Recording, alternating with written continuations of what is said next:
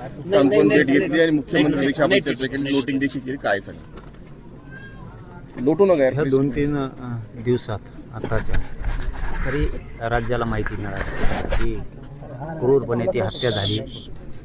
3 वर्षाच्या मुलीवरती बलात्कार केला जातो.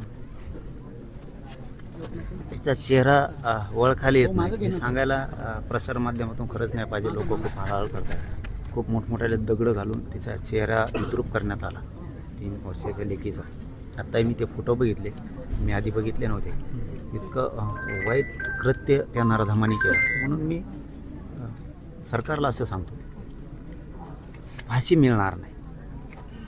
कोपर्डीच्या प्रकरणात आणखीनही आरोपीला फाशी नाही मिळाली. जर खरंच त्या 3 वर्षाच्या लेकीला तुम्ही लाडकी लेक म्हणता, लाडकी बहीण म्हणता, तर मुख्यमंत्र्यांनी आणि दोन्ही उपमुख्यमंत्र्यांनी खरंच लाडकी लेक वाचवायची असेल तर फाशी होईल का नाही ही शंका आहे. त्यापेक्षा एन्काउंटर करून टाका. एकदम करेक्ट. तुम्ही एन्काउंटर करून टाका.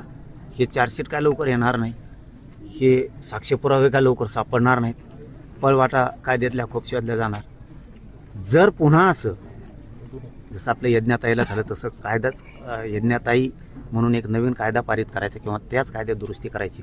2 महिन्याच्या आत चार्जशीट दाखल करून बाललैंगिक अत्याचाराचा जो कोर्ट आहे, जो अधिनियम आहे, त्या अंतर्गत ही केस चालवायची.